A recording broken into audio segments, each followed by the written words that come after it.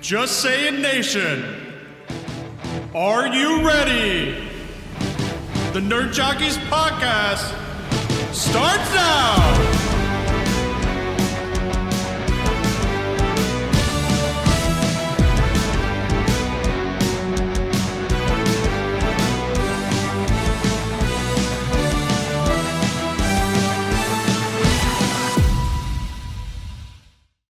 What is up, Just Saying Nation, and welcome back to the Nerd Jockeys podcast. This is episode 3. I'm Jairus, and as always, I am with Shay.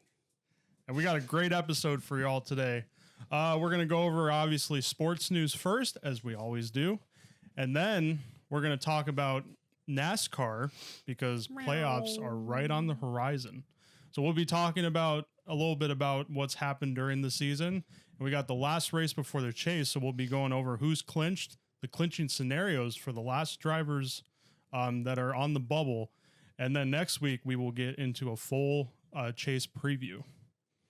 Then after that, we are going to go into the NFL, and we're going to give a season preview, kind of a team-oriented, talking about divisions, major storylines, our teams, personal teams. And then next week, we will get into a more detailed look at players, rookies, breakouts, breakthroughs, and all of that good stuff. And it's beautiful, man. Football is back. But we also got college football, which we will be discussing as well. So talking about, again, our teams, giving a little bit of a preview on the conferences, and also some of the top prospects that are going to be in the 2027 NFL draft. 2027. Exactly. So without further ado, let's get started. First up on the sports news segment, this is pretty big. Just broke out a couple hours ago, actually, per Adam Schefter. The NFL is officially eliminating the Pro Bowl games. Players will now only be honored for their selection. Yeah. Not too surprised. I think the writing was on the wall for a while, a long while. It does, and we've talked, if you've seen our previous podcast before our break, we talked about the Pro Bowl and like all-star games a lot from the other respective sports. So it's not that surprising. I do still wish that the NFL would do something for the players other than like honor their selection of being a Pro Bowl, like have them just have a weekend to themselves or something, like the Pro Bowl is, but not surprising. My question though is that came to mind when this news broke a couple hours ago as of this recording. Are the NBA and NHL going to follow suit? Not this year, obviously, but like within the next 5 years, maybe. Yeah, I think with the NFL making this decision, I think it's actually pretty likely that the NBA and the NHL would follow suit. We've talked about it, obviously, so many times.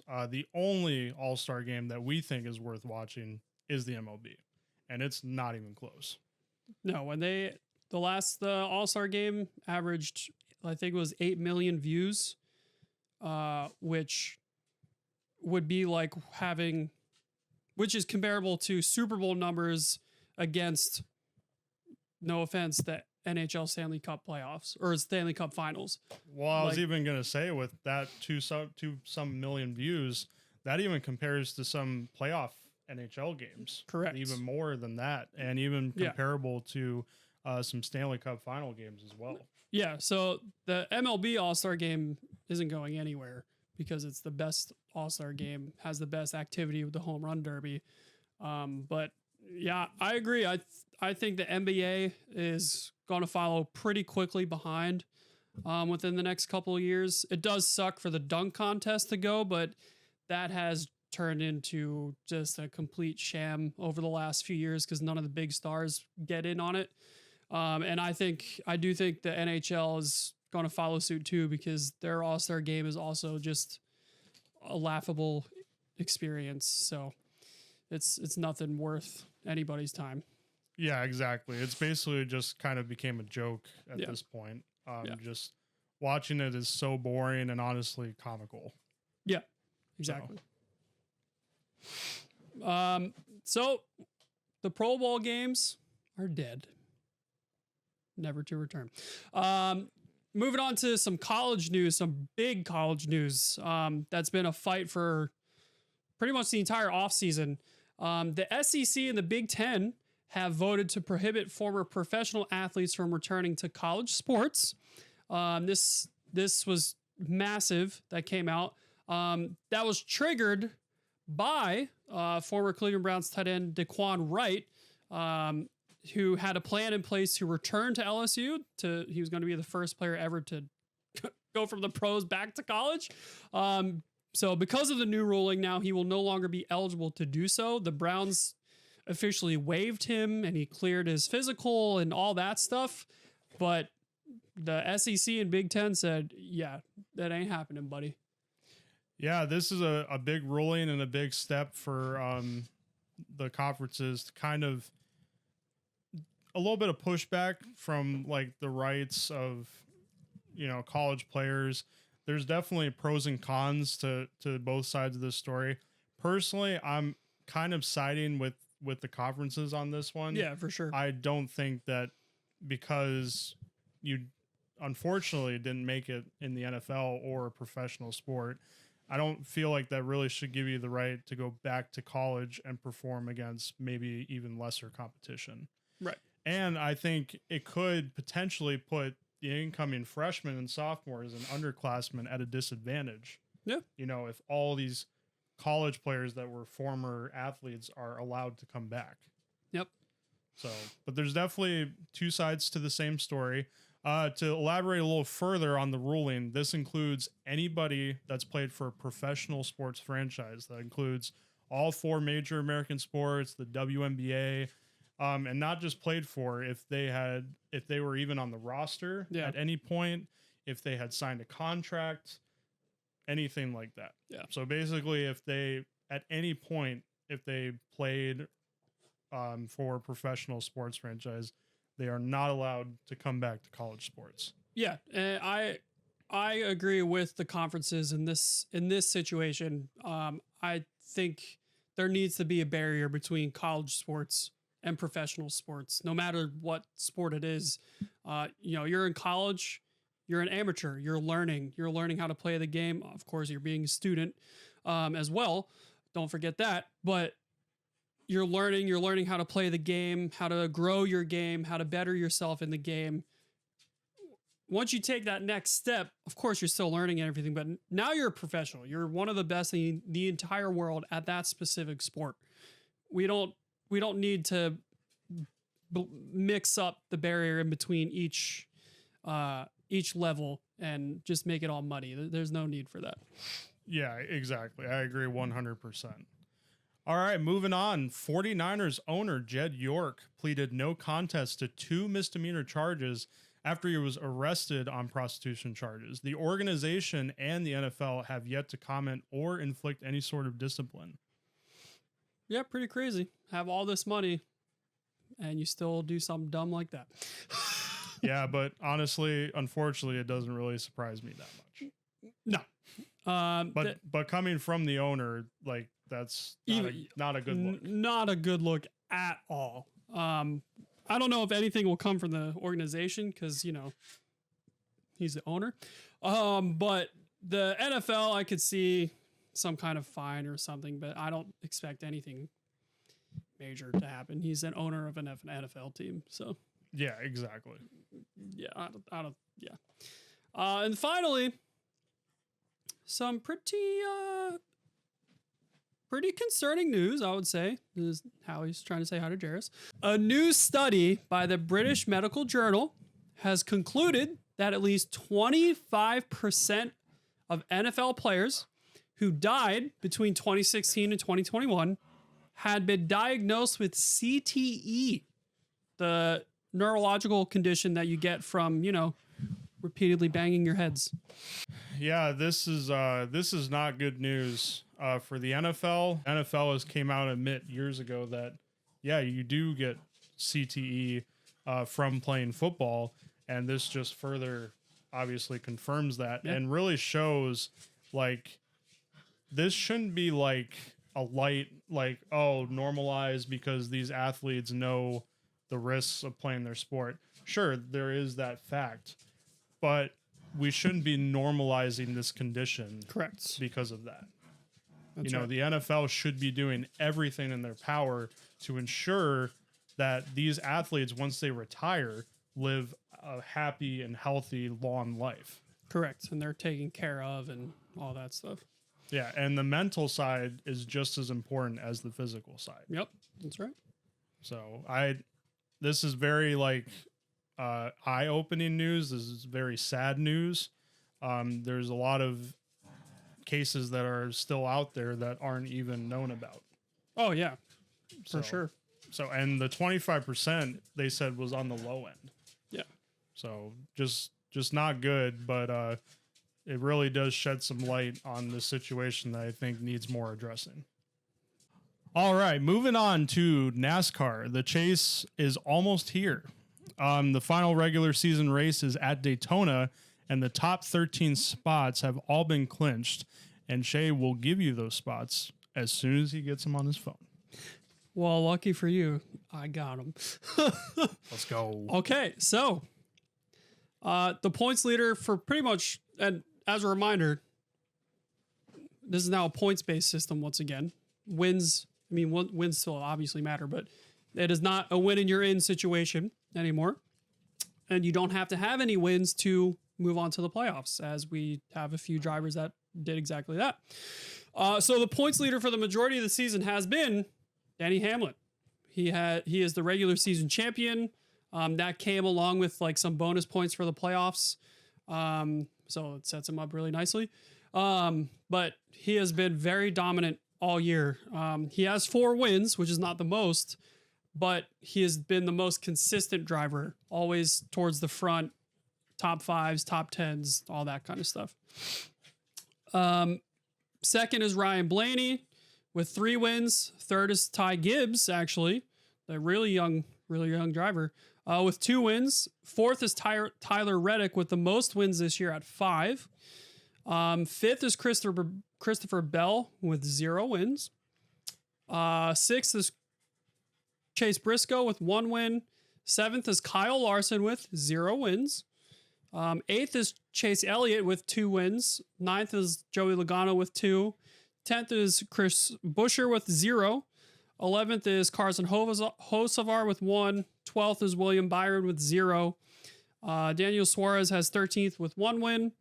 14th is Bubba Wallace with 0. 15th is Austin Cindric with 0. And 16th right now is Shane Van Gisbergen with 2 wins. Both at road courses. Yes, both at road courses. Just like last year. Just like last year. Of note, the current defending Cup Series champion, Kyle Larson, has no wins this year. And the most winningest driver last year, William Byron, also has no wins this year. Yeah, and I do like the fact that we're going back to the point system. I like how they're winning more in the point system, because that's what really should matter. But I think consistency matters more. So maybe you're not necessarily getting the wins, but you've been finishing top 5, top 10 consistently throughout the year. I think the most notable example for that is Christopher Bell. He's, especially at the beginning of the season, he was like runner up, top 5, top 3. And I think really with the whole list, even though there's quite a few drivers that don't have wins, I still think that this list reflects, hey, these guys have been the best and most consistent drivers this year. Yeah, no, I agree. I'm still, for me personally, I'm still half and half. I still think when you race a car, winning is what matters the most. But of course, over a span of a really long season like this of 36 races, consistency also should matter. So I'm still half and half on them changing the playoff format. But a change was needed. Something different needed to happen. So we'll see how it ends up playing out. So, all right. And the clinching scenarios for drivers on the bubble, Bubba or Bubble Wallace That's a knee slapper. for the last race at Daytona for the regular season. Bubba Wallace could clinch a spot by earning just 2 points, so he is basically guaranteed to move on. Yeah. He would need a disastrous race, like to crash and not finish on the first lap. Pretty much, yeah. Basically. Yeah. Austin Cindric also has a high probability of making it in. Shane Van Gisbergen holds the final spot, 16th at 31 points above the cut line. As long as he avoids the big one, and if you don't know what the big one is, well, you'll find out. Mm-hmm. But he'll pick up, as long as he avoids the big one and picks up a handful of stage points, he should make it. For the drivers on the cut line, Ryan Preece sits 31 points below SVG. He would need a lot of stage points and to finish well to surpass SVG, and SVG might even need to have a bad race in order for that to happen. Kozlowski is basically out, just holding on by just the slimmest of margins. He would pretty much need a win to lead most of the laps, win stage points, and Shane Van Gisbergen to basically not finish the race. So most of these drivers, if not all the drivers in the chase, are basically in there. It's not as close as the last few years that we've seen. The one difference maker is Daytona. It is the track. We'll see when we come back next week how Daytona played out and see how the chase is going to do. I will say just outright, Denny Hamlin has had another fantastic regular season, but the question always is, can he finally win that elusive first championship? That's the question. It is every year. All right, and now we move on to college football. We're going to discuss our teams, Notre Dame and the Florida Gators. Give you guys a little preview, what our expectations are for them. So starting off with Notre Dame Fighting Irish. They're ranked number 4 to start the year, so they're up there as one of the best teams in the nation. I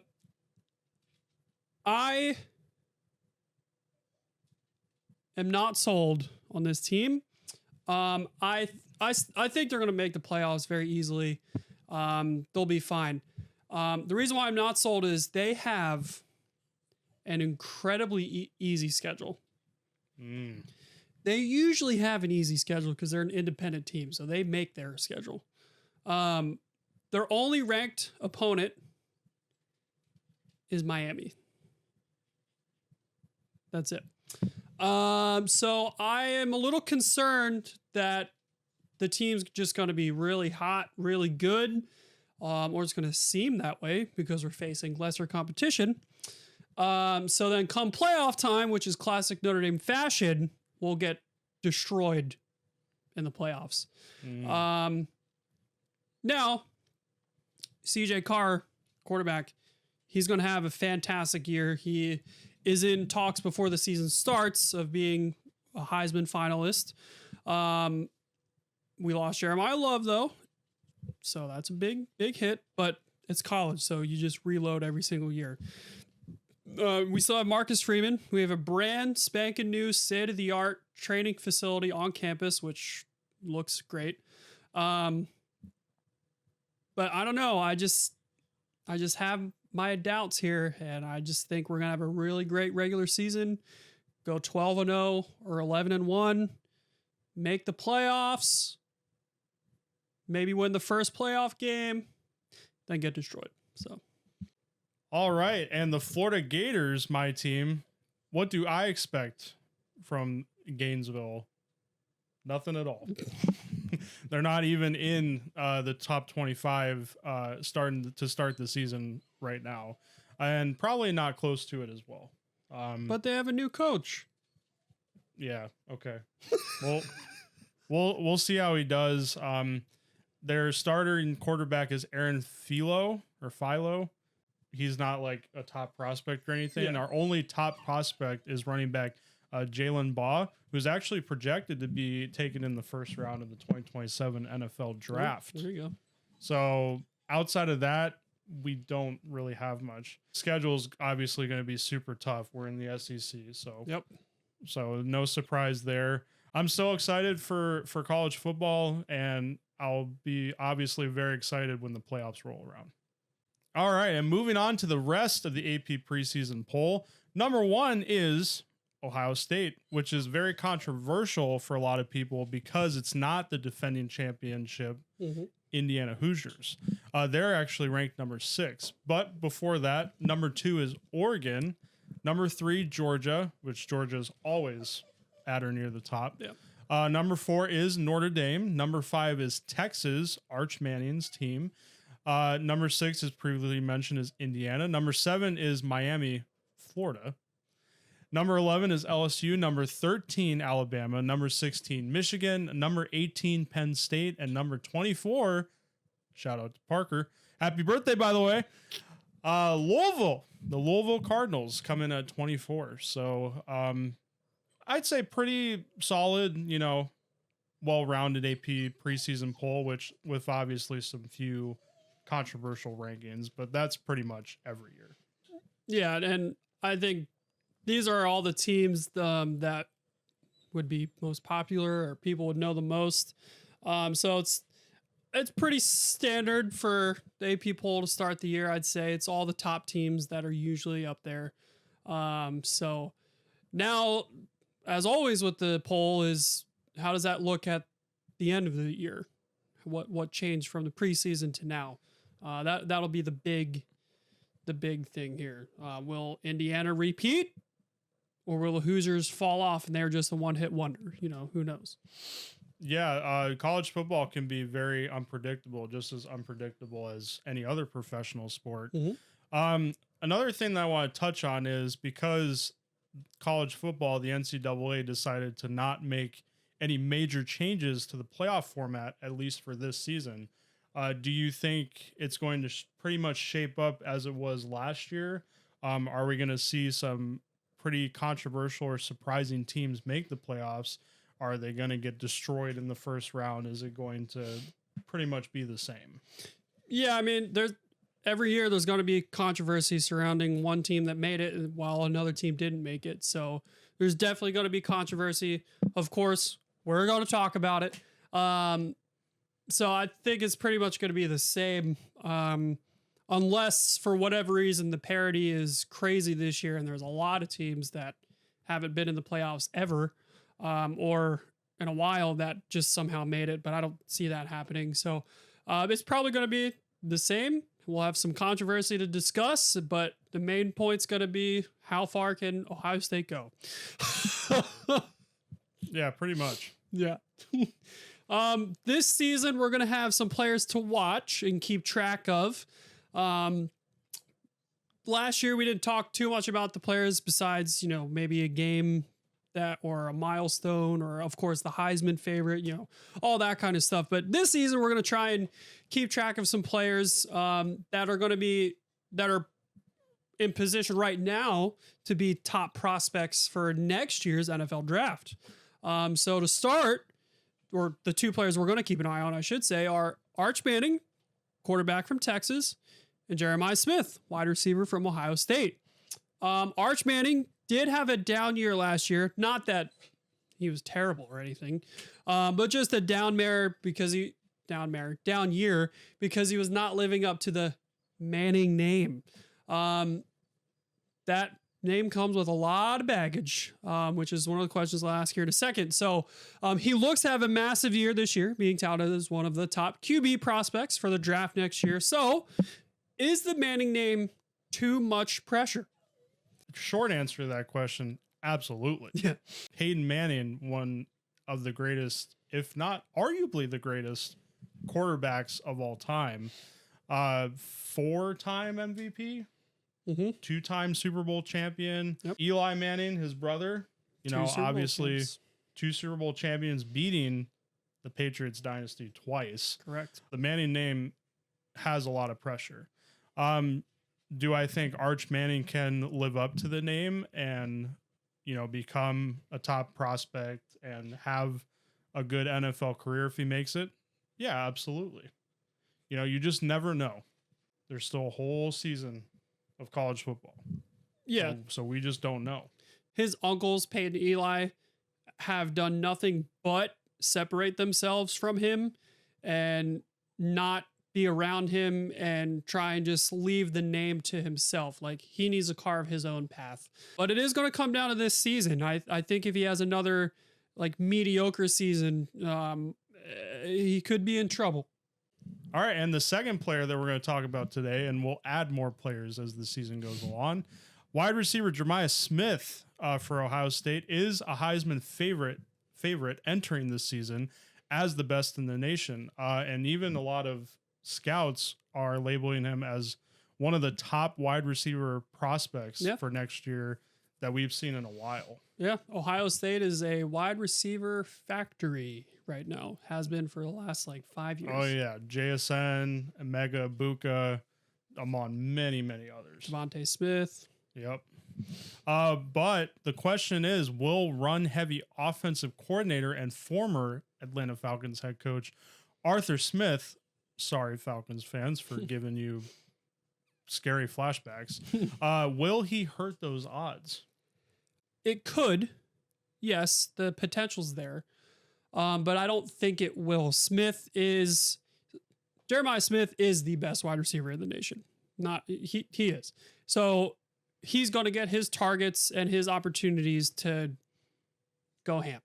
It's just going to happen. And if the run game is good enough for Ohio State, if Arthur Smith does a good enough job or a great job for them as their new OC, that's only going to open up the passing game and just make Smith even better. So I totally agree with you. If he has the talent and the ability, it won't matter. Yeah. All right, and that's going to do it for college football. We'll obviously talk more in the coming weeks as we get rolling. But now we're going to move on. We're going to be talking about the NFL. That's right.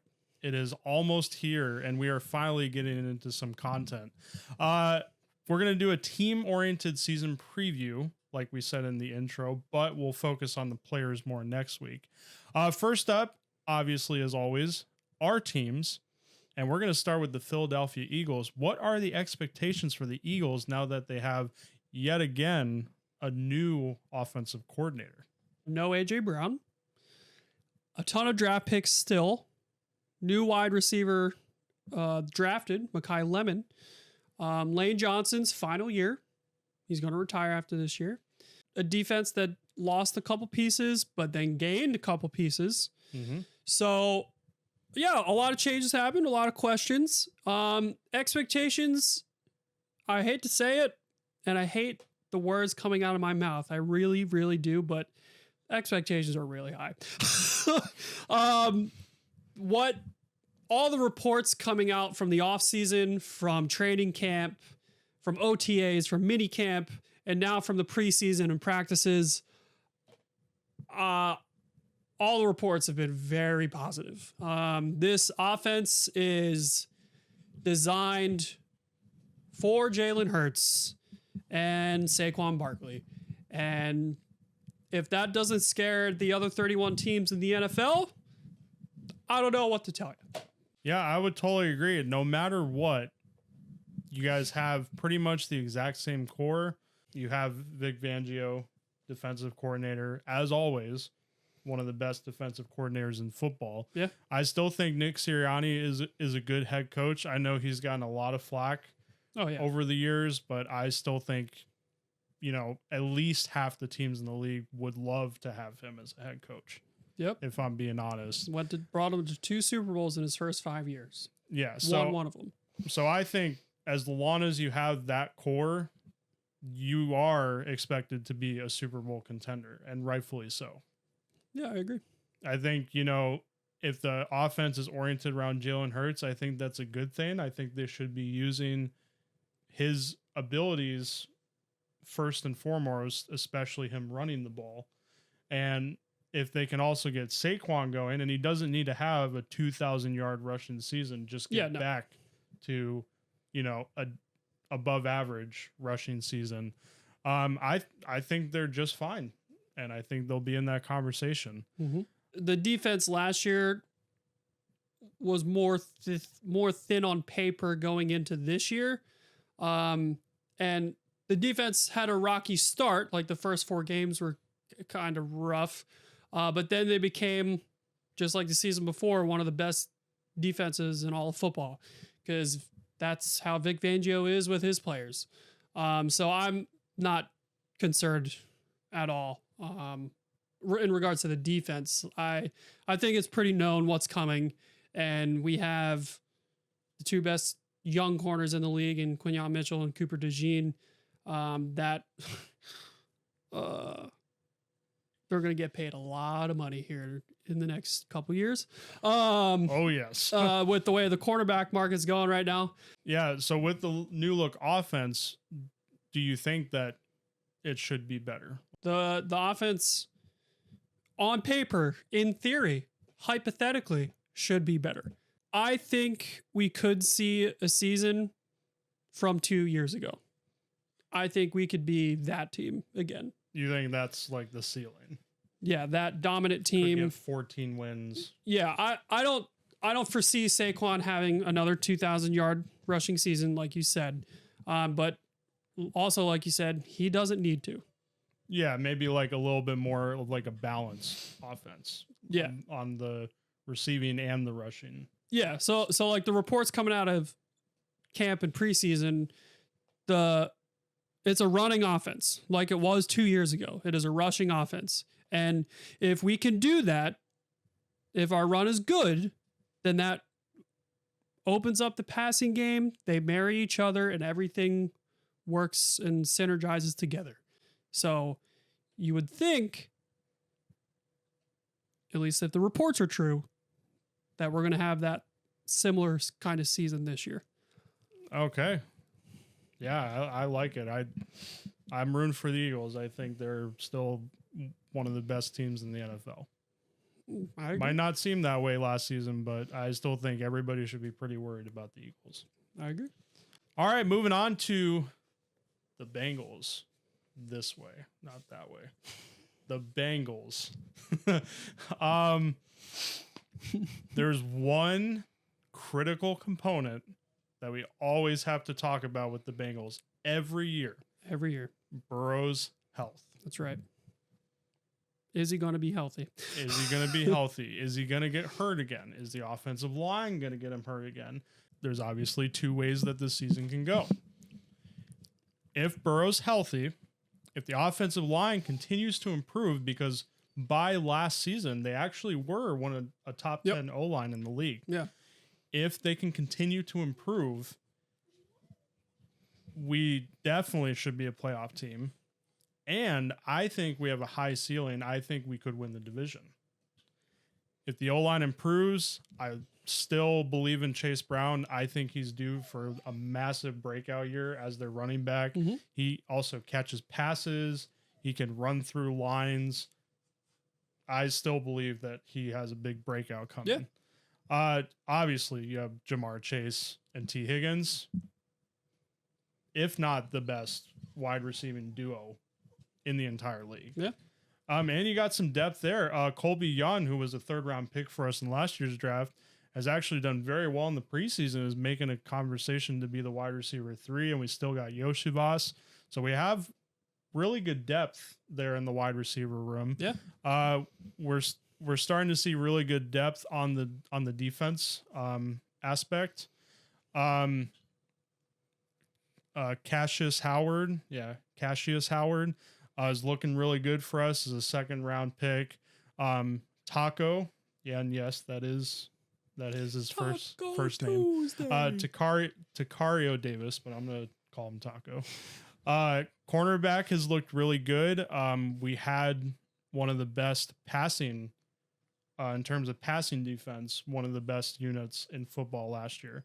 Really what killed us was the run defense. Yeah. And who did we get? We got arguably one of the best nose tackles in football. Granted, he did have a down season last year. Yeah. But still has all the ability. Dexter Lawrence, sexy Dexy, baby. We did go out and sign Jonathan Allen to help with our defensive line. We got the young guys that really showed a lot of promise in Barrett Carter and Demetrius Knight. If everything clicks, and we went out and signed safety Brian Cook, who was arguably one of the best safeties on the free agent market from Kansas City, if everything goes right, because this team on paper looks really good. Yeah. I'm not going to say Super Bowl contender. I am not concerned at all about winning the Super Bowl. If everything goes right, we should be a playoff team. Could win the division. I agree, yeah. What is the most concern for me is that if we miss the playoffs this year, Burrow's gone. And you can bet your life on that. And I'm not going to be one of those fans that hates Burrow if he wants to be traded out. Yeah. I'm not going to say, screw you, Burrow. How dare you want out? I'll completely understand. I'm going to be very sad, but I'll understand. Now, if Burrow does get injured, season's over. In terms of like comparison to the Eagles, I think the Eagles have a high floor and a high ceiling. Right. I think the Bengals have a high ceiling, but have a very low floor as well. Like we could win the division with 11 plus wins. We could miss the playoffs entirely. Right. And Burrow's gone. Yeah. So it's really like, I can't say anything for sure until the season starts, but this roster does look good on paper. And from what I've seen on the preseason, the defense especially is looking pretty solid. Much improved, yeah. So I do have high expectations for this team. I'm not going to be entirely disappointed if Burrow gets hurt. I don't think. And yes, this is a make or break year, as the question entails. This is probably one of the most crucial seasons that the Cincinnati Bengals have ever had. Sure. So I don't disagree. I don't think I disagree with anything you said. If Burrow does get hurt again and he misses either a big chunk of the season, like 2-3 months, or he's out for the whole season, is it more of a decision for Burrow to leave? Or does the team need to take a look at themselves and be like, maybe this isn't working? Because at that point, as good as Joe Burrow is, at that point, I would say he's an injury prone player. If he gets hurt again, and yeah, it is a big chunk or season ending. Yeah.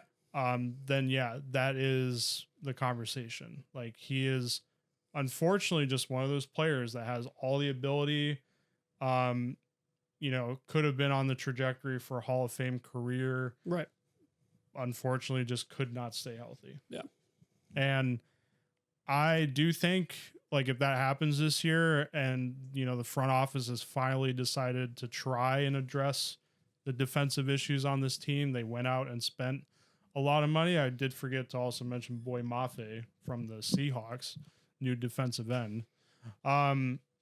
Yeah, I think honestly, it's more of a portion of the organization's decision to say, Burrow, like we are grateful for everything you've done, but like it's not working. Yeah. And unfortunately, if that happens, there's going to be a huge butterfly effect. Like Jamar Chase is going to want out. T. Higgins is going to want out. Yeah. You're going to have that whole offense basically just collapse.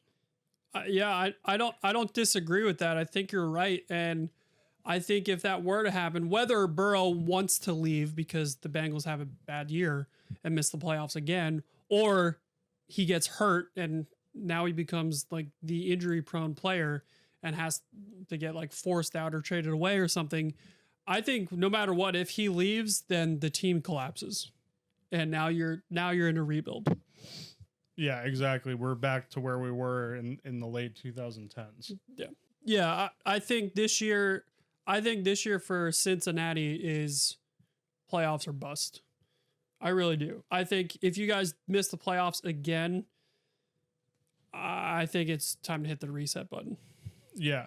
So that's the only two things I'm worried about. I'm worried about Burrow staying healthy and I'm worried about making the playoffs. Yeah. If those two things happen, I don't care if we get knocked out on the wild card game. Worry about that next year. That will be a successful season in my opinion. Right. I agree. Yeah. All right. So besides our teams, we also want to look at our divisions. So we're going to start with Shea again. Obviously, the Eagles are in the NFC East, and they have the Cowboys, the Commanders, and the Giants. And just before you say anything, I think this division is a lot better than it was last year. If everything works out for all the teams and they can stay healthy, because especially for the Giants, Commanders, that was a big issue last year, was health. Yep. I think this division could be pretty tough. I do think the Eagles are going to repeat as division champs, unless some catastrophic happens. The Cowboys, I think the Cowboys are going to be good, but it's all part of the cycle, baby. They are going to make the playoffs this year. I'm going to say it. They're going to make the playoffs. There it is. And then it's going to come crashing down in the playoffs because it's the Dallas Cowboys. What do you expect? Fuck Cowboys. Anyway, the Commanders, I would say they're going to bounce back. As long as they stay healthy, just like with any team almost. Jaden Daniels has had a rocky couple of weeks. This would be a nice time for him to bounce back and be like, just shut up all the critics, have a really good year. So we'll see. I think the Commanders could finish the year with a winning record. The Giants, I don't know what to think. They're still the Giants. But now they have Harbaugh. John Harbaugh is their head coach. And he brought over a lot of players over from the Ravens, so they really bolstered their depth. He did. And Jackson Dart played well as a rookie for the games that he did play last season. OBJ has come back, probably to finish his career in New York. Malik Neighbors is back, or going to be back. I think the Giants could be better than what people are going to give them credit for. I really do. But I would also not be surprised if the Giants go 7-9. Yeah, Scadaboo's also coming back, who's going to be very exciting to watch as always. But I do think it's going to come down like it does a lot to the Eagles and Cowboys. Yeah, I would agree. I think even if Daniels does bounce back, I'm just not really high on the Commanders. I think with that first year with Jaden Daniels, they really just kind of caught lightning in a bottle. I'm not as high on the Commanders as some others are.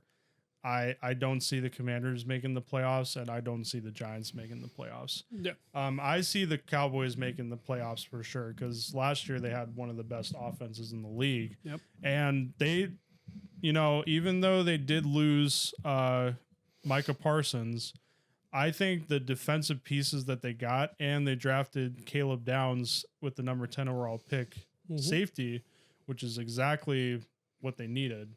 I think the defense has gotten better, and I think they will bounce back. Yeah, they still have CeeDee Lamb, George Pickens, Dak Prescott. Yeah, so I think that's the kind of the layout of the NFC East. For the AFC North, I think you're right. I think the Bengals and Ravens are going to be fighting it out for the division. I don't know with the Ravens. For my money, I still think Lamar Jackson's one of the best QBs in the league. Yeah, for sure. But, I just don't know. They lost a lot of players in the offseason. They have a new head coach. There's just a lot of uncertainty there. I might sound biased, but I do think the Bengals are going to win the division. If they're healthy. If they're healthy. I think the Ravens will get in as a wild card. Steelers have Mike McCarthy as their new head coach. I don't like the Steelers, obviously, personally, but I think going from Tomlin to McCarthy was such a lateral move. I don't see it changing their fortunes. Aaron Rodgers is still a serviceable starter. I don't have anything against Aaron Rodgers, but it is his final year. I think the Steelers are going to miss the playoffs. And the Browns are winning the Super Bowl. Yeah, and the Browns are starting Deshaun Watson for week 1, and all 3 quarterbacks threw interceptions or turned over the ball in the preseason games. So, The Browns are the Browns. Browns are the Browns, and they no longer have Myles Garrett. They do have Jared Verse, but he's not Myles Garrett. I'm still more, what's the word I'm looking for? More sold on the Ravens than I am the Bengals. Sure. I would agree that I think the Ravens, if you pick them to win the division, I think they would be the safer pick. Yeah, no, right, exactly, right, for sure. So I think they'll win the division. The Bengals will probably finish second. The Steelers, maybe because it's Rodgers last year, I have a little more hope for the Steelers. I think they could make the playoffs. They still have a really good defense, or they should have a really good defense come back. I will say, and they do have offensive weapons for sure. So I wouldn't be surprised if they missed the playoffs, but I also think they could make the playoffs. I could see the Browns maybe spoiling the division at the end of the year, like beating the Ravens or whoever to cost them a playoff spot or a division championship. I still think their defense is really decent. Yeah, for sure. But they're the Browns, so I just don't think they're going to do anything else. No, I don't think so. Other than that, we'll talk about the Super Bowl champion and runner-up. So for the Seattle Seahawks, can the Seahawks repeat? They did lose quite a bit of pieces on defense. Mm-hmm. I think Sam Darnold is still going to be one of the better starters in the league. And obviously still have Jackson Smith-Njigba, and they still have a pretty good team. Like the core pieces are still there. They drafted the running back with the last pick of the first round after Kenneth Walker walked to the Chiefs. Mm-hmm. So I still think the Seahawks are going to be good, and I think they will be competing for a playoff spot. It's going to be tough though, because you have the Rams in the same exact division, and the Rams are the favorites going into the season, by the way. Yeah, they got Nakua, Adams. They added Myles Garrett. I mean, Aaron Donald's coming back. this team is the definition of all in. Yeah. And you also got the 49ers who, had injuries last year, but if they stay healthy, they're going to be in the conversation. They've had a lot of injuries over the preseason because it's the 49ers. But Kittle is coming back. He was activated off the PUP list, I think yesterday it was, and he will be back for week 1, which is a big addition, of course. Yeah, so I think for the Seahawks, with maybe some of the pieces they lost on defense, can they still make the playoffs in a tough division? Yeah, I think, listen, the Seahawks are the defending champions. They won it with a brand new head coach. I think it's their Super Bowl to lose. They also, I forgot to mention, they did lose their offensive coordinator too to the Raiders. Yes, correct. Clint Kubiak. They're the defending champs. Until they start losing, I think it's their championship to lose. So, yeah. Also for the Patriots, the runner-up for the Super Bowl, a lot of people are saying, well, they had a pretty easy schedule last year, so they're not going to be as good. Even though they had an easy, quote-unquote, easy schedule, Drake May was an MVP candidate. Mm-hmm. So maybe they won't win 14 games this year, but I still think that they can win the division. I mean, the Bills didn't have a lot of major injuries, and the Patriots still won the division. Yeah. Over Josh Allen. Yeah. So I still think the Patriots are going to definitely be a playoff team. Yeah, the Patriots, I do think we will see a little bit of a regression. I just have this weird feeling that they're not going to be as good, but that doesn't mean they won't make the playoffs. I just don't think they're going to win the division. Speaking of the Bills, is the Super Bowl window closing? Has it already closed? Not closed, but I think it is closing. Not that Josh Allen's going anywhere. He's going to be a Bill he's going to be a Bill for his entire career. I do not see him going to playing for another team. But I do think their window is closing because you have the Patriots coming back, right? They came back last year. The Bills got, what was it, a 7-year break or 6-year break, something like that. And now the Patriots are back. I think the Bills are going to win the division. And I think they'll be right there in the playoffs in the thick of it.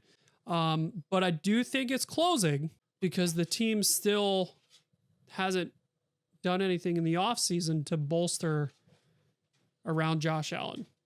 They have James Cook, not a big name tight end. They're also on a first-year head coach, Josh Brady. Their defense should be good, but there's just a lot of questions.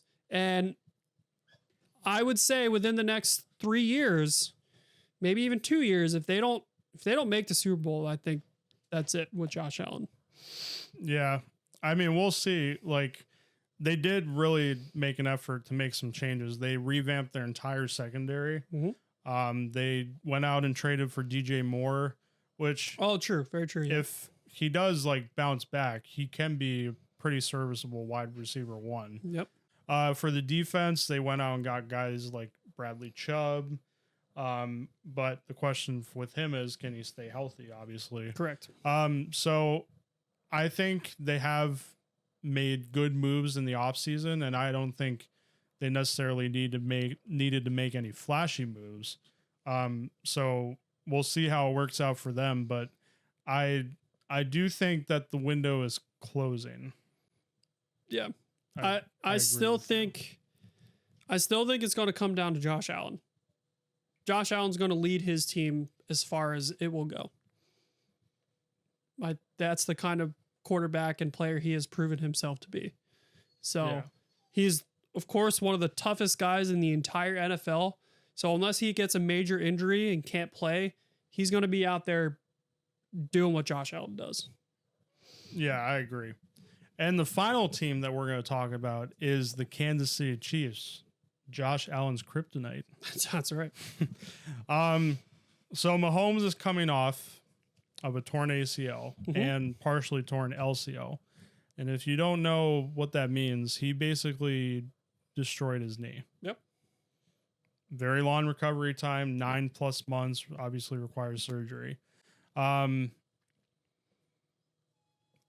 still don't know if he's going to be ready for the start of the season. I still think he goes on the PUP list. I think he's at least going to miss 4 games. Because for the timeline to be 9 months, he would have to miss at least half the season. Right. Andy Reid, still a great head coach. Oh, one of the best ever, Hall of Famer. Obviously, right? I kind of see like the Chiefs roster right now compared to like the Bills, the last couple years. I think they have a lot of decent players and decent depth, but the more years that go on, I feel like they have less and less like elite talent. Mm-hmm. We'll see like how Kelsey's going to be going into this year because he had a pretty down year last year. Obviously, they have Chris Jones, one of the best defensive tackles.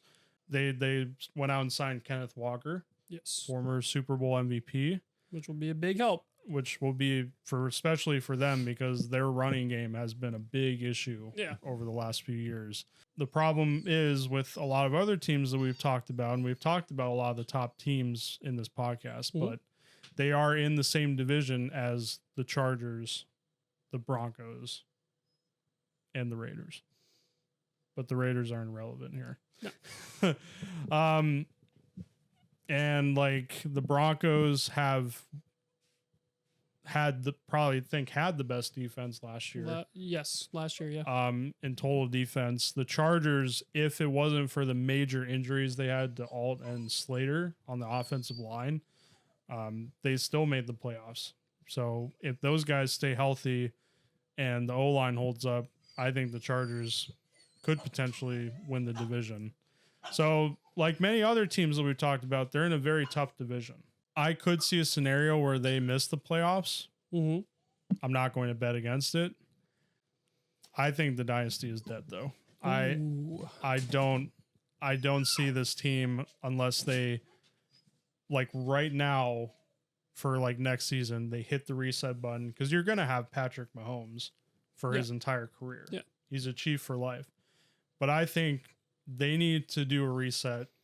They kind of need to retool a little bit, not necessarily go into a full rebuild, but they need to get a little younger. Not younger, but they need new talent, especially I think on the offensive side of the ball. Maybe get a little younger. And if they do that now, I could see them winning another Super Bowl a few years from now. But as the roster stands right now, I don't see them winning another Super Bowl. I'm not going to say the dynasty's dead until after the season's over. If they miss the playoffs or don't win the Super Bowl. Of course, I'm not going to bet against the Chiefs. I think they're in a similar situation to the Bengals, believe it or not. I think a similar, not the same.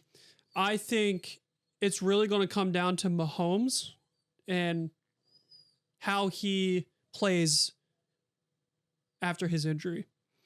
Will he be the same Patrick Mahomes that makes impossible seem possible, right? If they have a bad year, they miss the playoffs or whatever, it's not going to be like the Bengals where you think Burrow's gone. Mahomes isn't going anywhere. But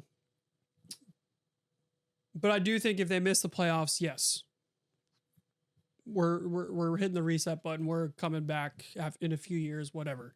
But until that happens, I think the Chiefs are going to bounce back. I think it's the Broncos' division to lose. But I could see the Chiefs believe it or not, pulling up an upset and taking the division.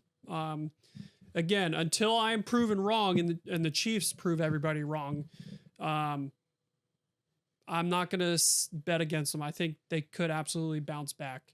But we'll see. I really do think it depends on Patrick Mahomes and how he does this year after his injury. Yeah, especially coming back from a major injury like that. That Right. is not an easy task. Yeah, for a exactly. Is his mobility going to be the same? That is probably the biggest question. If his mobility is the same, they're fine. He's fine. If his mobility is limited and he doesn't look the same, then that is very concerning. Yeah, I think I would agree. So yeah, that's going to wrap up NFL team previews and this episode of Nerd Jockeys. Any discussions that we've had, if you want to give your input, let us know your favorite team and how excited you are for the upcoming NFL season down in the comments below. Like we said, next week we'll get a little bit more in depth with players, maybe talk about some other teams. So stay tuned for that. But thank you all so much for watching this episode of Nerd Jockeys. Remember to like, subscribe, any color, and check out our new link tree in the description, which will take you to all of our socials. All in one place. That will be listed in the description. But that is going to do it. We will see you all in the next one.